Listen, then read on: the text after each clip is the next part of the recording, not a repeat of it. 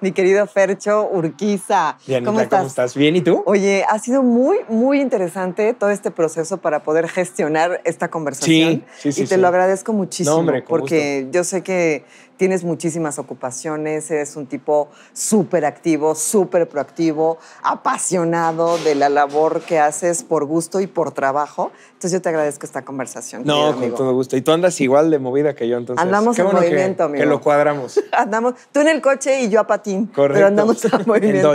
En Dodge. Exactamente, en Dodge. Oye, y la verdad es que me estabas diciendo antes de entrar a la entrevista que ya cumplieron 5 años en Radar Speed, con Grupo Radar. Muchísimas felicidades. Muchas gracias. Que justo ahí te conocí, en Radar, ¿no? Ahí nos conocimos, abriendo el programa de radio que se abre en noviembre de justamente hace 5 años. Un programa de coches para platicar de lo que nos apasiona a Sergio Peralta y a mí. Y pues ya 5 añitos. Oye, ¿cómo surge esa idea justo de hacer un programa? Yo sé que históricamente hay varios programas a nivel nacional en México y a nivel internacional, pero aquí en el Bajío prácticamente es el único programa con ese contenido. ¿Cómo deciden Checo y tú dicen, qué onda, vamos a aventarnos a la radio? ¿Fue mi Sebastián Bernal? ¿Cómo fue esa iniciativa para que se gestara? Yo estudié con Sebas, entonces siempre tuve una buena relación con Radar. Ya. Y de hecho fueron patrocinadores de mi coche de carreras en mis primeras temporadas con difusión. O sea, nos echaban la mano. ¿Hace cuánto de eso? 2012. Uy, hace un buen. 2012, hace muchísimo. Entonces, ellos nos echaron la mano a difundir nuestro proyecto del Campeonato Nacional de Rallys y eventualmente Sergio Peralta se vino a vivir acá a Querétaro y pues siempre platicamos él y yo de coches, ¿no? Y siempre hablamos de la Fórmula 1 y lo que pasó el fin de semana es de mis mejores amigos, entonces nos vemos muy seguido. Y dijimos, oye, ¿por qué no hacemos esto para la gente, platicar con ellos o para ellos, pues de las noticias de la industria, carreras, todo lo que nos apasiona? Y entonces abrimos un programa de radio que se llama Radar Speed y pues ya desde hace 5 añitos. ¿Todos los jueves? Ahora es martes. Todos los martes. Empezó los jueves. Empezó los jueves, ahora es martes de 7 a 8 en vivo y sábados de 10 a 11 en repetición. La repetición. Y a veces tenemos controles remoto o los sábados o sea, no, de repente cambiamos. Es un poco flexible. Oye, pues muchas felicidades a ti, a Grupo Radar y por supuesto a mi querido Checo Peralta. Sí, claro. Y hablando justo de que ustedes dos se encontraron y hablaban de coches y les encantaba, yo sé que te he hecho esta pregunta muchísimas veces, pero hay que recalcarla. Tú ya naces, ¿no? Empiezas a caminar por la vida, llegas a este mundo. ¿De dónde surge esa pasión por el automovilismo, por los coches y todo lo que implica la industria? Fíjate que esa es una pregunta interesante porque de repente me han dicho, ¿crees que es algo que traes o es algo que te inculcan? Y eso es interesante porque mi hermano, pues le gustan los coches lo normal, ¿no? Lo que a cualquier persona, y yo soy un traumado. Entonces, y crecimos en la misma casa. Entonces, siento que sí es un poco de con qué conectas, ¿no? Él es mucho más pues de tema de música, de cine, de fotografía, más sensible en ese aspecto. Y pues lo mío siempre fueron yo de los deportes de pelota no eran lo mío. O sea, el fútbol sí jugaba, ¿no? Pero no era mi pasión. Claro. Pero la patineta, el patín del diablo, las motos, los go-karts, todo eso era mi mero mole, ¿no? Y definitivamente mi papá tuvo mucha influencia en mí porque mi papá restaura coches desde hace 1000 años, desde que tenía él 20 años. Ahorita él tiene 73, entonces imagínate hace cuánto lo lleva haciendo. Sigue todavía súper activo y es la verdad, no porque sea mi papá, pero es uno de los mejores restauradores de México. My God. ¿Cómo se llama tu papá? Fernando Gómez Urquiza, igualito que yo. Don Fernando, un Fernando. Saludo. Sí, la verdad, ha ganado premios internacionales y todo. Entonces yo desde niño, pues la oficina de mi papá era un taller de coches y yo iba y veía las herramientas y veía los coches y veía cómo pintaban y entonces ese proceso, o sea, realmente más tarde en mi vida me enfoqué a las carreras, pero mi primer amor, digamos, en los coches fue la restauración de clásicos. Que hace rato decías, bueno, no sé si eso se tiene o uno lo va aprendiendo o llegas a esa afinidad por lo que observas. Y digo, si a fin de cuentas tu hermano pues no tuvo esa pasión, entonces tú lo viste desde chiquito y te impregnó de manera distinta, de una u otra manera, ¿no? Sí, claro que hay influencia, pero es que agarras y que no. Y conozco gente que nadie de su familia era fan de coches y ellos son como los primeros que solitos se fueron metiendo a ese mundo. Entonces siento que sí es un tema de con qué haces clic y con qué no. Entonces tu primer amor fue la restauración. Y luego, ¿cómo fue evolucionando hacia allá las pistas, las carreras? Pues yo desde chavo, mi primer coche quería que fuera uno viejito, ¿no? Entonces conseguí un Dodge Charger que compramos por, creo que 35. ¿En qué año? 35,000 pesos. Esto fue en 2006. Ok. Y entonces me compré ese Charger con todos mis ahorros. Yo desde muy chavito trabajaba en comerciales, hacía anuncios, ¿no? Entonces tenía yo por ahí... ¿Cómo? ¿Eres niño artista? De tele. Sí, no tanto. Ahora sí que haznos uno, no es cierto. No tanto, pero mira, hice comerciales para Mirinda, de las tapitas de Pokémon. ¿Cómo crees? Hice varios. Y luego hice uno para Safeguard, que era un un jabón, cuando cambió de nombre de... No me acuerdo cuál era el nombre anterior, pero cambió a Safeguard. Era Rosa Venus, no te quedas. No me acuerdo. Era... Ya ni me acuerdo. Pero hice varios, ¿no? Y entonces, pues, fui haciendo un ahorrito y mis papás me decían, eso no lo puedes tocar y eso no lo puedes tocar hasta que seas grande. Bien. Y muy padre, la verdad, porque esa fue lana pues, que producimos para nosotros tu coche, de chamba. claro. Y ya cuando llegó el momento de comprar el coche, pues yo tenía ahí ese ahorradito y compré mi primer coche, que fue un Dodge Charger 72, que sigo teniendo ahorita. Lo recuperé. ¿Y por qué ese en particular? Pues en realidad yo lo que quería era un coche viejo. Ya. Yo quería un coche clásico y entonces pues estaba evaluando. ¿Cuál es la diferencia entre viejo y clásico? Pues realmente es muy subjetivo. Porque yo puedo ser una vieja clásica. Sí, claro. Sí, no soy viejo, soy clásico. Eso es algo, creo, muy subjetivo. Específicamente es qué valor le das a eso, ¿no? Si es una cosa ya vieja, que perdió su función, digamos, Ya. podría ser vieja, pero si es algo que se aprecia con el tiempo, puede ser clásico. Y eso es totalmente subjetivo, ¿no? Habrá quien diga, oye, es que X coche no me parece que sea un clásico. Y habrá alguien que sí, ¿no? Entonces, tú puedes emplacar un coche con placas de auto clásico después de, me parece que 30 años, Ya. siempre y cuando tenga cierto porcentaje de originalidad. Si es un coche ya totalmente modificado, muchas veces ya no te dan las placas O sea, si hay de una clásico. evaluación Sí, para No, dar claro. ese denominación. Las placas de auto clásico te las dan a través, bueno, tienes que tener un certamen o una carta del Club de Autos Clásicos de la ciudad donde vives. Que en este caso en Querétaro, pues te dan una carta, te evalúan pintura, interiores, qué tan original está todo el rollo. Y si cumple con los requisitos, te ponen ahí Check. tantos puntos, ¿no? De 100 puntos te ponen, no sé, 93 puntos. Entonces, con eso tú vas a tramitar tu placa de auto clásico. Y ya con eso lo Sí, obtienes. pero no hay un límite de, pues, no sé, un bocho, no. O sea, puede ser el coche que sea, siempre y cuando esté en muy buen estado de conservación y tenga los años. Y con ese De hecho, tiempo. los bochos son de los coches más coleccionables hoy en día y han tenido una apreciación brutal. A mí me fascinan. Hay clubes y hay Cañón. toda A mí me una encantan.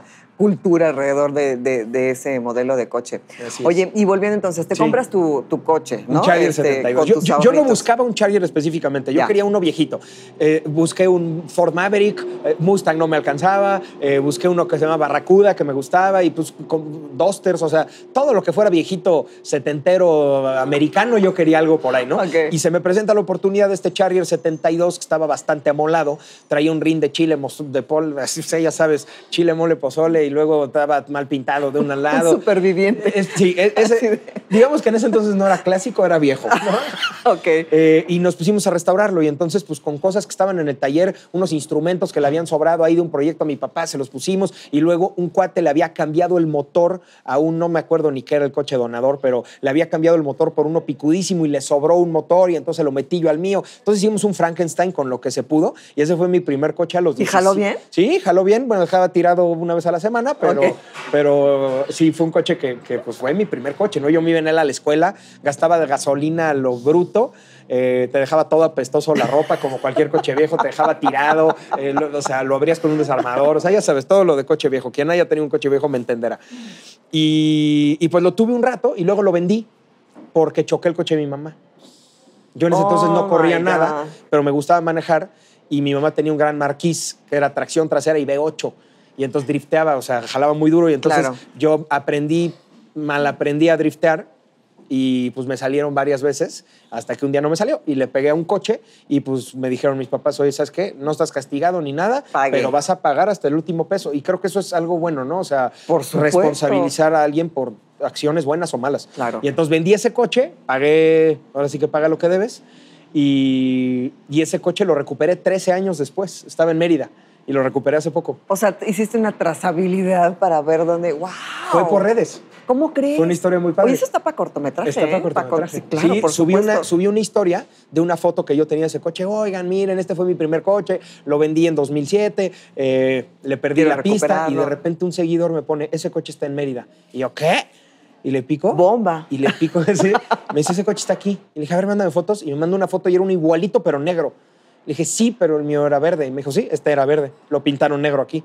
Y yo, ¿seguro? Dije, a ver, mándame fotos de los interiores. Y yo a ese coche le había cambiado el volante Ok. por otro, los instrumentos y la palanca de esos lo traen acá y yo se la puse en el piso. Y las tres cosas las tenía. Entonces dije, no, si es el mío, sin duda, sin duda ¿Y es el luego mío. qué pasó? ¿Cómo Volé fue a el proceso? Mérida y lo compré. ¿En serio? Te lo ¿Y te juro. lo vendieron así? No, no me lo querían vender. No me lo querían vender. Era un cuate que tenía como 10 coches, todos Mopar, todos clásicos. Y me dijo, yo no vendo nada. Y le dije, por favor, es mi primer coche. Le enseñé las fotos, le enseñé todo el rollo y como que ya después de un buen rato de rogarle, me dijo, órale, a ver si te lo vendo, ya vas. Le dije, ya, tú te compras otro, hombre, este coche para ti. No tiene si lo reemplazas por otro no pasa nada. Claro. Y a mí sí, para mí sí es muy especial, específicamente, ¿no? ¿Y por qué lo querías recuperar? Pues fue un coche que vendí por necesidad en su momento. Ya, no por decisión. Exacto. Si yo hubiera dicho, bueno, ya lo quiero vender, claro. no hubiera pasado nada porque tú decidiste, ¿no? Pero cuando tienes que vender algo, creo que siempre te quedas con esa espinita de chin. Le pasó a, justamente vi ahorita la serie esta de Sylvester Stallone, que vendió a su perro. Se cambió de ciudad, se fue creo que a Los Ángeles y no tenía nada de lana y vendió a su perro. Oh my God. Y para poder financiar creo que Rocky, la primera. Bueno, yo te voy a decir, yo tenía un coche que amaba muchísimo. No sé si algún día tú lo conociste, un Mini Cooper gris, que era mi adoración y yo lo tuve que vender en la pandemia. Sí. Por lana, claro, por supuesto. No sé si lo recuperaría porque lo tiene alguien que lo cuida muy bien, entonces está en buenas manos. Cuando sabes que está en buenas manos. Ajá, y luego de repente me viene a visitar y yo, ¿cómo estás, pequeño? Pero sí fue por necesidad, o sea, porque sí, ya no yo podía la verdad es que mantenerlo. me quedé como, lloré el día que lo vendí, o sea, fueron por él y me acuerdo que se lo llevaron en Insurgentes, en el taller de mi papá, se lo llevaron y yo lloraba, decía, es mi primer coche y le metí un año de chamba. Aparte, no es solo tu primer coche, es el coche que tú restauraste. Con mis manitas, entonces... Pues sí fue gacho y entonces poderlo recuperar estuvo increíble y ahorita lo hemos estado restaurando y todavía nos falta, pero va bien. Ay, qué padre. Sí. Eso tienes que contarlo que en un pequeño corto. Mira, aquí está Paquito Valle Estudios. Sí. Oye, y después, bueno, viene todo eso del coche y cómo empieza ya ese camino en las carreras, en las pistas, en los go-karts. Siempre me encantaron las carreras. Yo veía la Fórmula 1 y veía desde la época de la Indy, la Champ Car, o sea, mis ídolos eran Mario Domínguez y Michelle Jourdain y el Chapulín Díaz y todos ellos, que actualmente, afortunadamente, muchos de ellos son mis cuates, ¿no? Entonces es padre volverte amigo de alguien que admirabas. Impresionante. Se siente padrísimo. El otro día platicaba yo con periodistas y les decía, yo te veía de niña, yo decía, qué trabajo tan increíble, ¿no? Y sentarte en una mesa y estar... Sí, y ahora es tu amigo, ¿no? Claro, eso es muy impresionante. Sí, vuélvanse amigos de gente que admiran. Exacto. Amigos, es padre. Y entonces pues yo siempre veía las carreras y trataba de ir a lo más que podía y los go-karts, y pues yo corría lo que podía, ¿no? Los go-karts de renta que costaba, pues lo que costaba la renta, ¿no? Claro. Y había un campeonato que se llamaba Escudería Junior, que se me hacía una iniciativa excelente, era un campeonato hecho y derecho con diferentes fechas, tabulador, todo. Un campeonato de veras, pero en karts de renta. ¿Qué edad tenías? 16. Ah, ok. Entonces era 16 o 17. Entonces era ven y rentas, o sea, la carrera costaba cualquier cosa porque eran karts de renta de ahí, no necesitabas equipo, era con casco y guantes prestados ahí desde el mismo cartódromo y entonces habían 5 o 6 fechas diferentes en el año y había un campeón, ¿no? Y entonces era un campeonato de veras, pero barato. Entonces, eso fue lo primero que yo corrí en mi vida, un campeonato de karts. ¿Y lo ganaste? No. ¿Sabes? Escudería Junior. No gané. Okay. ¿Nunca? No, pues es que lo corrí ni 1 o 2 años nada más. Y después ya me empecé a preparar para ya debutar de veras. ¿Cómo te preparas para debutar? ¿Qué incluye esa preparación? Mira, lo primero que necesitas es un equipo que te rente un coche. A menos de que tú tengas el coche, que no era mi caso, necesitas un equipo que te rente el coche y que te haga una evaluación de cuánto va a costar tu temporada. Porque la verdad es que es caro correr. La inscripción es cara y todo este rollo. Pero me refiero eso es importante, pero la preparación mental, física, de skills, de habilidades. Sí. Para empezar tienes que entrenar, o sea, familiarizarte con el coche. Cómo se comporta, porque cada coche es diferente, ¿no? Hay unos que se van de atrás, otros que se van de adelante, si es manual o si es secuencial, o sea, tienes que familiarizarte con el coche y para eso son sesiones de test previas a correr y horas de simulador y entonces practican un simulador con un coche parecido o idéntico y hay unos simuladores donde puedes incluso cargarle el coche y le programas todas las especificaciones y te da una física muy parecida. Entonces estás horas y horas y horas porque practicar muchas horas en el coche real pues a veces no es viable, ¿no? Entonces estás dándole en el simulador, horas y horas y horas, y luego practicas sesiones de test y ya cuando te sientes cómodo, pues ya te Y también la mente, ¿no? Sí, ¿cómo preparas también tu mente? Porque el canalizar la adrenalina, la energía, todo ese rush, tienes que transitarlo porque te puede desconcentrar o puede jugarte en contra. ¿Sabes qué? Lo más parecido que yo he encontrado a cómo explicárselo a alguien que no ha corrido un coche es como si te fueras a agarrar a trancazos. Ok. Es parecido. O sea, como si, cuando dices ya va, O sea, justo cuando te estás en la vuelta de formación, cuando ya te estás No, es que formando y que empiezas a escuchar en el radio, ya van a dar verde, verde, no sé qué, y empiezas a ver las luces rojas o la bandera verde, es una adrenalina como si te fueras a agarrar a golpes, pero es lo mismo. Tú pregúntale a un boxeador si se puede subir al ring lleno de adrenalina, hace puras tonterías, ¿no? Tienes que tener mente fría. Tienes que tener mente fría. Entonces, por ahí en las carreras dicen manos calientes, o sea, de rápido, pero mente fría. Porque, por ejemplo, fue muy criticado, ¿no? Checo Pérez recientemente, esos niveles de estrés que tienes que tener y que tienes que aprender a canalizar a eso. Lo que pasa es que todo pasa en cuestión de segundos, ¿no? De milésimas de segundo. Entonces, la gente de repente dice, todo el mundo es experto desde afuera, ¿no? Pero realmente nadie vio lo que él vio, ni nadie sintió lo que él sintió. Entonces, por ejemplo, en esa posición donde él venía hasta afuera, venía un sándwich en donde estaba él, Max, y acá Leclerc, ¿no? Entonces, con medio metro que hubiera frenado antes, alcanza a entrar y a lo mejor lidera el Gran Premio. Tenía mucha presión de querer ser líder del Gran Premio de casa. Ya había quedado 2 veces anteriores en podio y ahora quería ganar. Entonces, de repente todo el mundo desde afuera es fácil opinar y cuando estás arriba del coche nadie está sintiendo ni nadie está viendo lo que tú ves. Tú eres el único y todo el mundo dice, qué tonto, ¿cómo? O sea, pero no Checo, me refiero en general. Sí, en general. Yo me salí en la Panamericana ganando mi categoría el año pasado. Claro. Y mucha gente me dijo, ¿para qué le diste tan duro si ya venías ganando? Pero ellos no sabían que, por ejemplo, los días siguientes de Durango eran rectas largas y el coche con el que yo me estaba peleando jalaba más en recta. Entonces, justo en ese pedazo de Guanajuato tenía yo que darle duro en las curvas para sacarle la suficiente ventaja que al día siguiente. O sea, son cosas que nadie evalúa y todo el mundo opina. Y pues realmente creo que hay que ser un poco más empáticos con los deportistas en general, porque de repente estás en un nivel de presión, de estrés. O sea, en las carreras, la Panamericana es una semana de, o sea, literalmente 3,000 kilómetros. 3,000 kilómetros de recorrido que no hay cambio de piloto. Estás 8 horas en el coche diario durante una semana. Te acabas agotado. El primer día terminas y dices, ¿te cae que faltan 6 días más de esto? Por eso era parte de mi pregunta, porque la preparación, sí entendemos, ¿no? El coche, el equipo, etcétera, pero la persona o las personas como tal, eso requiere de una inversión emocional, física y mental. Y te agota. Claro, te agota. Te drena. Porque, o sea, mientras vas en el coche no puedes pensar en cómo te sientes. Exacto. Pero en la noche llegas rendido y luego analizas o sea, Sergio y yo hemos llorado y nos hemos abrazado llorando. Cuando se nos rompió el motor le metí la mano y me abrí la mano. O sea, es literal sangre, sudor, lágrimas, todo junto y al final termina y dices, valió la pena. Pero durante dices, te cae que ¿por qué hago esto? O sea, qué sufrimiento, ¿no? ¿Por qué estoy haciendo esto? Sí, pero hay esos tramitos, vale. hay esos tramitos donde, o de repente te sale todo bien, ¿no? O sea, en esta Panamericana, la de este año, que volvimos a sacar campeones de la B, afortunadamente. Muchas felicidades. Gracias. De 7 días ganamos 6. Entonces terminas el día y dices, qué rico, vamos súper. Y a lo mejor un día tienes un incidente y dices, ay, mientas madres, y ya al día siguiente vuelves a salir y es parte de las carreras, ¿no? Y que hay muchas cosas que no puedes controlar. No. O sea, el margen de control es muy pequeño y el margen de no control es muy grande, ¿no? Y también tienes que lidiar con eso. Sí, totalmente. No. Y la preparación física también tiene algo que ver. O sea, ni cerca tenemos que estar nosotros, los que estamos en categorías chicas, al nivel de preparación física de un piloto de Fórmula 1, afortunadamente, porque a mí me gusta la tragadera, entonces no estoy tan fit como los de F1, pero sí tienes que tener cierta condición física. O sea, claro. de repente en el reloj inteligente te llega a decir tu ritmo cardíaco, por ejemplo. Y en carrera vas como a entre 90 y 110, más o menos constantes. Y en zonas de rebase o en zonas de estrés llegas hasta 130. Entonces traes el ritmo cardíaco de alguien que va trotando, pero no sé cuántas horas, ¿no? Claro, por supuesto, no continuas y constantes, agota. Entonces también tienes que tener esa evaluación. Y el cuello, las fuerzas G, y luego la transmisión es dura y el clutch es duro. ¿Cuáles son las fuerzas G? O sea, cuando tú le das vuelta a un coche, bueno, en realidad funciona igual en un coche, en un avión o en cualquier vehículo. Cuando tú das una vuelta, por ejemplo, se genera fuerza hacia el lado externo de la curva. Entonces, una fuerza G se refiere a una gravedad.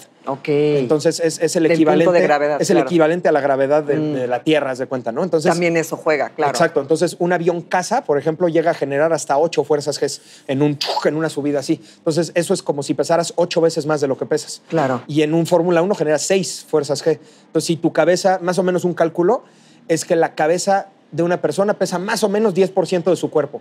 Entonces, los pilotos de F1 que pesan como 75 kilos más o menos, su cabeza promedio pesa 7.5, más el Hans, más el casco, más esto, cerrémoslo en 10, ¿no? 10 kilos más o menos. Si tú giras y generas 6 fuerzas G, el Fórmula 1, es como si trajeras una pesa de 60 kilos para Que te acá. jala, claro. Y luego para el otro lado. Y cada vuelta hay pistas que tienen 27 vueltas. 27 curvas, me refiero. 27 curvas. Entonces. Cada curva. Cada claro. curva estás generando no en todas generas 6, pero es como si trajeras. Por eso tienen cuellos como de gimnastas, ¿no? Es impresionante. Y es eso durante 2 horas. Está impresionante. Bajan hasta 2 kilos. ¿En serio? De agua. Wow. Oye, entonces, bueno, te preparas y ya inicias tu carrera como piloto, ¿no? Exactamente. Yo me empecé a preparar con Benito Guerra en una escuela que él tenía que se llamaba EGR. Bueno, en ese entonces se llamaba Guerra Junior Racing School. Okay. Y hoy en día se llama EGR Motorsport. Y es una escuela de pilotos de rallies. Está especializada en rallies. Ahora ya se están diversificando a turismos de resistencia también.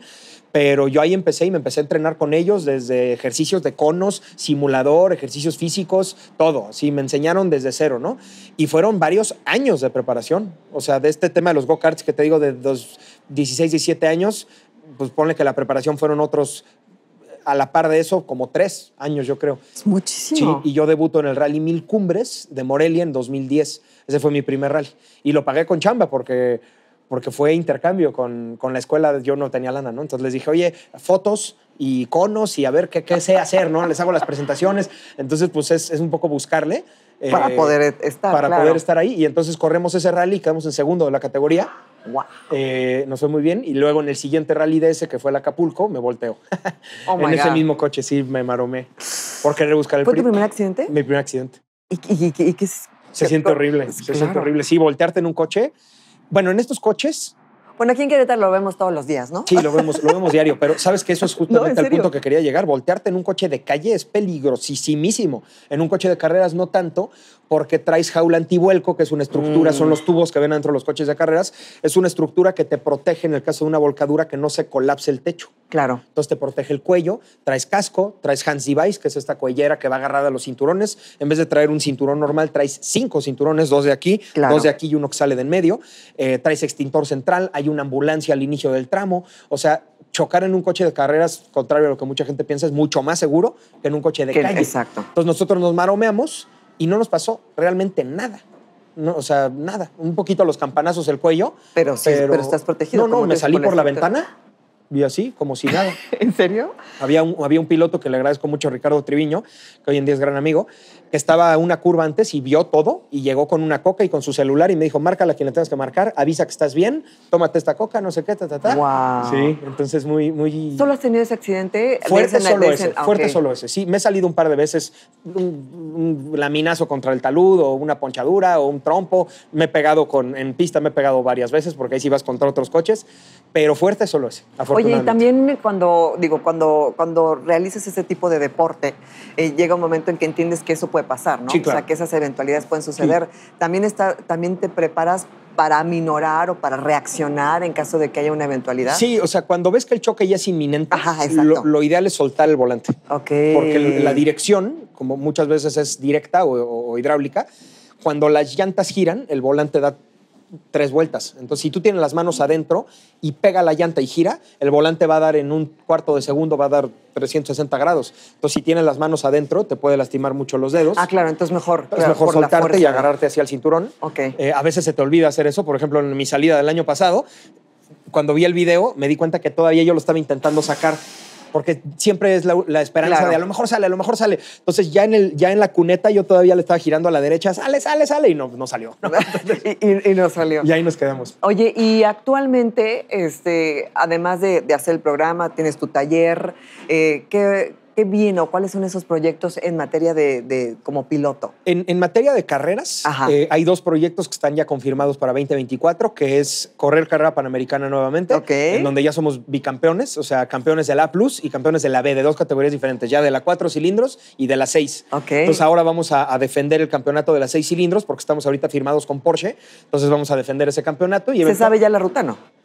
Pues cada año es casi la misma, con ligeras variaciones. Normalmente salimos es Veracruz, Oaxaca, después normalmente es Veracruz, Oaxaca, Estado de México, llegamos a Ciudad de México, luego pasas por Morelia, luego vas subiendo Cada año varía ligeramente. El año pasado Tiene llegamos a ciertas Parras, variaciones. Coahuila.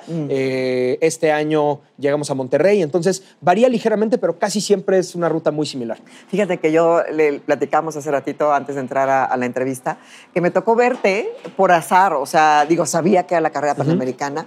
Me encanta la carrera panamericana, pero justo venía yo de Amealco para agarrar la carretera a Huimilpan, y entonces veo que está la Guardia Nacional y el POES y todo eso, y dije, van a pasar en unos instantes más, y me tocó verlos a ti y a Checo, y es muy emocionante, y te decía que también me dio muchísimo gusto que la gente a lo largo de la carretera saliera de sus comunidades, de sus casas, para ver el paso de los coches. Fue súper emocionante. Yo creo que eso es parte de lo bonito de los rallies, no solo de la Panamericana, de cualquier En general, rally, que sí. es gratis.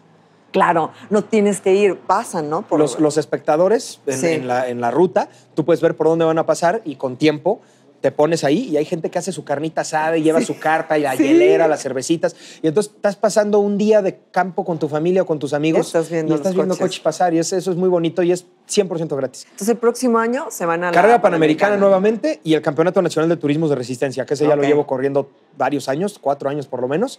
Y este año corrimos y los años anteriores con Renault.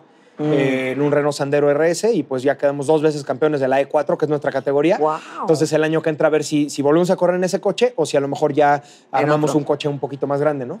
Pero sí, esos 2 son los proyectos confirmados y pues a ver qué nos presenta el destino, porque este año totalmente sin haberlo buscado, Michelle Jordain me habla y me dice, oye, ¿quieres correr un tractocamión de los de la Supercopa? Ya sabes, de los camiones esos enormes. Sí.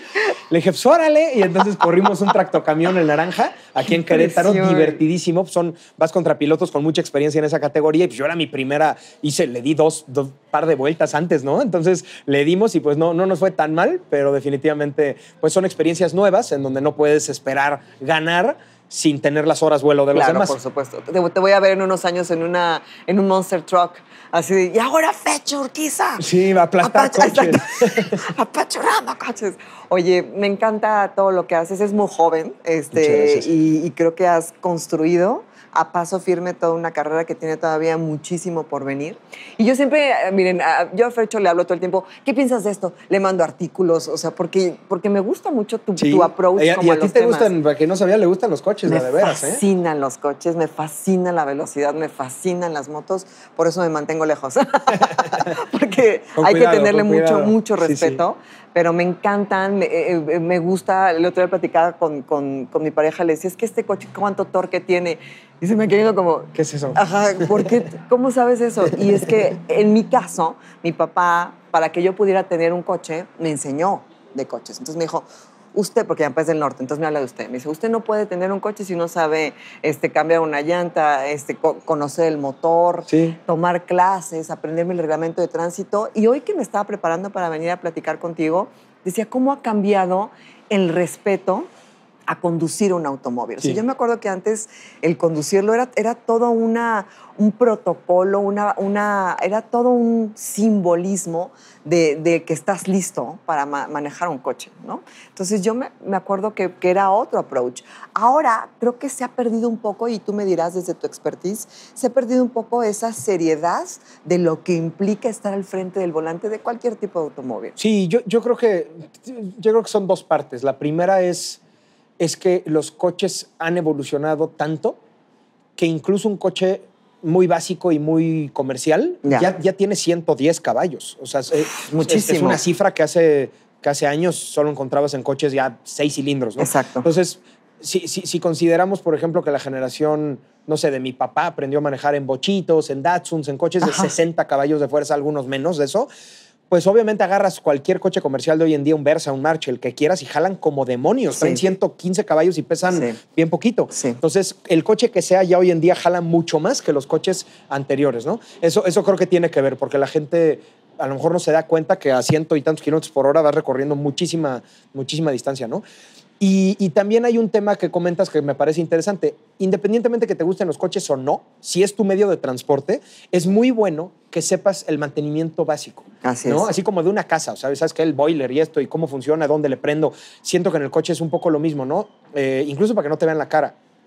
el tema de presión de llantas, dónde ve el aceite, los niveles, qué pasa si se calienta, cómo cambia una llanta. Ese tipo de cosas, te gusten los coches o no, si usas un coche saber, como medio claro, de transporte, exacto. es bueno que lo sepas. Claro, por supuesto. Sí. Pero, y también mi pregunta iba hacia, digo, lo hemos visto, ¿no? Cada vez hay muchos más accidentes, todos los Sí. días tenemos a veces accidentes que terminan en tragedias, a Claro. veces no. Hace unas semanas, carambola de 7 trailers, o sea, y estaba yo leyendo algunos datos del anuario económico sobre carreteras y el 67% son transportes de carga pesada, ¿no? Sí. Por decir un ejemplo, y el 63% son automóviles particulares.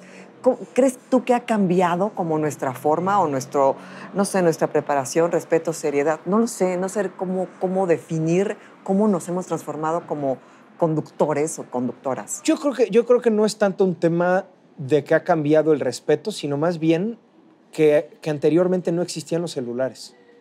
¿Crees que tiene mucho que ver con el teléfono? Totalmente. Si tú ves las Ok. estadísticas de choque, la Ok. mayoría son por celular. Mucho más que por alcohol, mucho más que por exceso de velocidad, mucho más que por cualquier otro factor.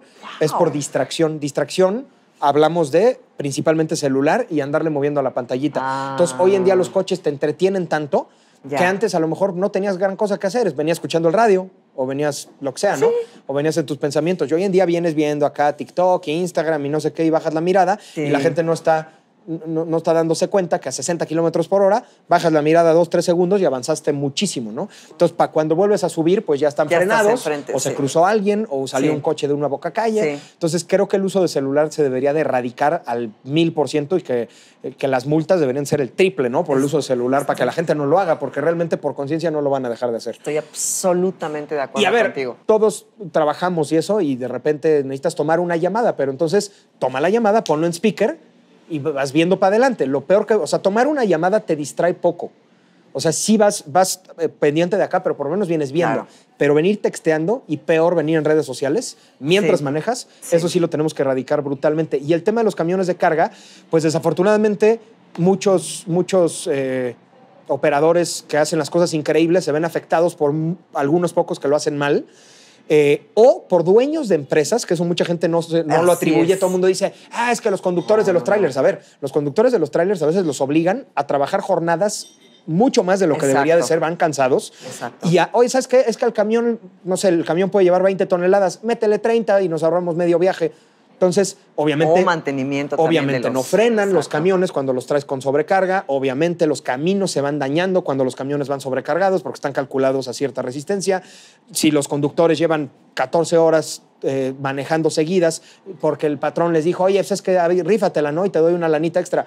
Ese tipo de cosas creo que hay que erradicarlas desde las empresas, ¿no? Oye, el mantenimiento, ¿no? A los transportes, las rampas de frenado, por Claro. ejemplo, que también Sí. tienen un costo extra. ¿no? Claro. O sea, hay muchas Sí, cosas luego no alrededor. se suben a la rampa de frenado porque les cobran. Exactamente. Y luego sí es un tema de operadores. Hay operadores extremos, pero no solo operadores de camiones, conductores en general, extremadamente irresponsables. Hay gente que viene rebasando por el carril de derecha. Por el acotamiento. O sea, por el acotamiento. Eso todos, o sea, conductores de camiones y conductores Sí. de coches normales, debemos de ser más conscientes Yo creo que sí. por más que tú seas Lewis Hamilton, los demás no, carnal. O sea, Exacto, entonces, si te sí. vas metiendo, eventualmente, y sobre todo si rebasas por lugares donde la gente no lo esperaba, Así es. tú ves por el carril del medio, pues voy a esta salida, y de repente viene un cuate con una diferencia de 80 kilómetros por hora que tú vas a 90 y este cuate viene a 160 o no sé cuánto, y obviamente no van a alcanzar a frenar, ¿no? Entonces, ser conscientes Y de es que, esto. ¿sabes qué? No tiene que ver con una cosa de buena o mala persona, siempre lo digo, porque yo soy una apasionada también del tema de la movilidad,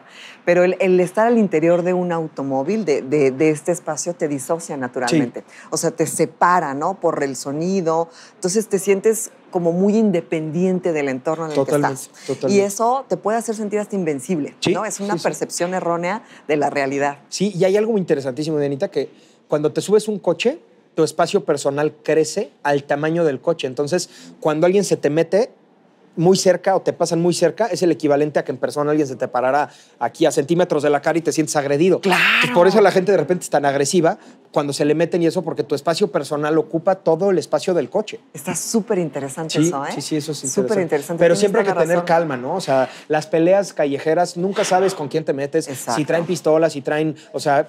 He sabido de gente que le pegan en la cabeza con un fierro que traen en la cajuela. Claro, con de un verdad, cinturón. Y que venía con su familia y, Sí. o sea, a ver, ¿Qué necesidad? El otro día yo venía por Paseo de la República y vi un tráiler peleándose con un Mini Cooper.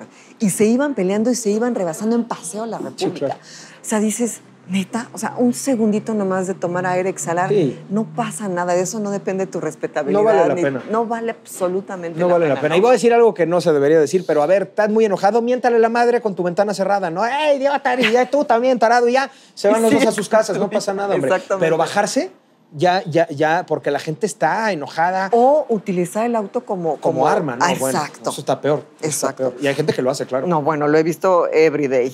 Oye, y pasando de este tema de la vialidad y nuestro respeto a las vialidades y al uso del automóvil, el tema de los autos, yo siempre te lo pregunto mucho, Sí. eléctricos y su futuro, ¿cómo? Viene algo bastante interesante porque el tema de los autos eléctricos hoy en día, por lo pronto en muchos países no es viable. Ok.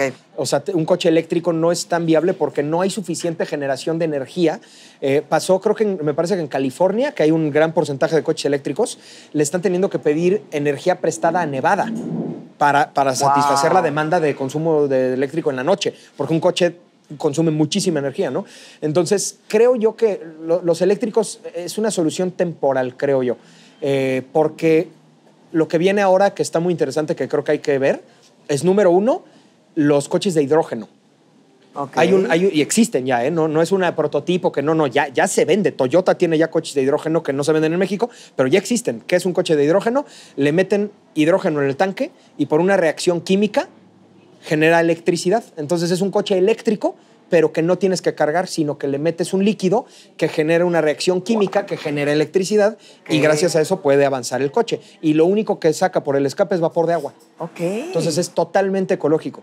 Y eso ¿Pero es qué tan caro es producirlo? muy caro, muy caro. Todavía no están en unos precios que sean tan viables, pero si en un futuro, y estoy seguro que lo van a lograr, llevan eso a algo más masivo o más de producción, pues tienes la practicidad de un coche normal, o sea, de cargarlo cuando te haga falta, pero no tienes la parte de contaminación de CO2. Y también ya están sacando unas cosas que se llaman biofuels. Okay. O biocombustibles. Los biocombustibles están saliendo de materia orgánica, de agrícola. Okay. O sea, es un combustible, como tipo el etanol, E85, sí. que sale de maíz. O sea, sale de material orgánico que toda su vida absorbió CO2. Y entonces puede... Pues cuando tú lo quemas, es neutro, es carbono neutro, no estás produciendo más porque esa planta absorbió CO2 durante toda su vida y luego pues sí genera un combustible que tú quemas, pero no estás generando nuevo. Entonces podremos decir que este periodo del coche eléctrico, digamos, es una transición hacia otros tipos de tecnología, digamos, mucho más Habrá que ver qué pasa, porque el tema ahorita, el limitante del coche eléctrico son las baterías, la capacidad el litio, del... ¿no? Sí. Entre otras cosas. El litio, ¿cómo lo tiras de manera responsable, ¿no? ¿Cómo lo reciclas? Pero el tema de un coche eléctrico es que, por ejemplo, si vas a usarlo en la ciudad, está perfecto. Un coche eléctrico en la ciudad sirve perfecto. Incluso de aquí, de Querétaro a Ciudad de México, a Morelia, la haces con una sola carga, no pasa nada.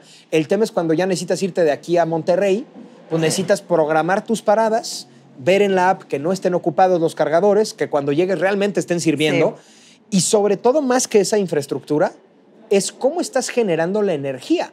Porque es una tontería tener un coche eléctrico para no contaminar cuando la energía que está saliendo del cargador viene de combustibles fósiles. Exactamente. Entonces, exacto.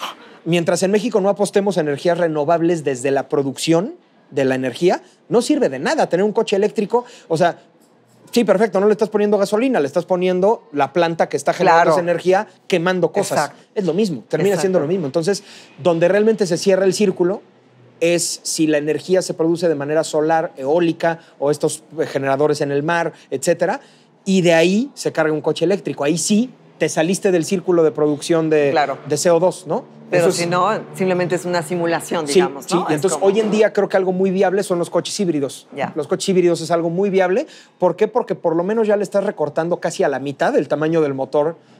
O sea, ahorita hay coches híbridos 1.3, 1.5. Son motores chiquitititos, que es mitad eléctrico, mitad de gasolina, con catalizador. Además de Toyota? Varios tienen, híbridos ya casi todas las marcas. Honda tiene híbridos, Nissan tiene unos que se llaman e-Power, híbridos también. O sea, realmente casi todas las marcas tienen vehículos híbridos. Pero tampoco son tan accesibles, ¿no? Sí son caritos. Siendo caros, ¿no? Comparado al equivalente en gasolina, sí es caro, pero pues te ahorras gas. Entonces bueno. también si haces una corrida de cuánto te cuesta el coche a 5 años, hay un costo-beneficio. hay un costo-beneficio. Ya.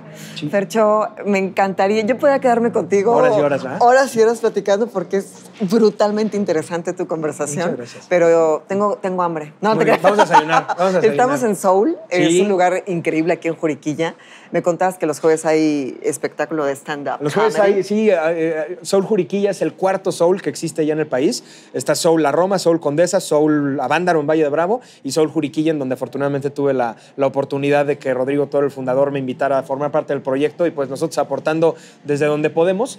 Y se vuelve muy interesante porque los jueves hay stand-up aquí atrás. ¿Ya te subiste tú o no? No, todavía no. Hay open mic, hay micrófono Pues, abierto. Entonces, queremos verte, yo no me he queremos animado, pero a ver verte. si preparo algún material. Se pone bueno. Y los domingos hay Domingos hay bronchito. desayuno, Ok. buffet y también lo mero bueno de aquí son las hamburguesas, sin duda. Entonces dense una vuelta. Recomendación, pidan la Sauber. ¿La qué? Sauber. Sauber. Esa tiene fondue. Oh my, eso es para gorditos, ¿no? Es para gorditos, Es para gorditos. satisfacer. Oye, Todo es para gorditos. gracias. Aquí no hay nada de dieta, ni la ensalada. Hasta la ensalada tiene tocino. Oye, gracias por recibirnos No, hombre, aquí en Dianita. Soul. Gracias por abrirnos el espacio. Yo tenía muchísimas ganas de que estuvieras aquí en las entrevistas y de verdad que te lo aprecio y te lo agradezco mucho de corazón. Mil gracias por la invitación. Y también por el cortometraje, bueno, se está preparando un proyecto con Paquito, ¿no? Con Paquito, Valle, sí. Y sus alumnos y esto también ya próximamente. Entonces, Próximamente. Pues muchas gracias, Fercho. No, hombre, Todo el gracias éxito. por invitarme y de verdad qué padre lo que estás haciendo. Todo, eres movidísima y desde hace años tengo el honor de ser tu amigo y de ver todo lo que has estado haciendo y qué padre este proyecto y va a llegar lejísimo, estoy seguro. Muchas gracias. Pues que lleguemos lejos en un coche híbrido. Eso. No te creas. Gracias, Fercho. Gracias. Valle Estudios. Más que un video, una historia.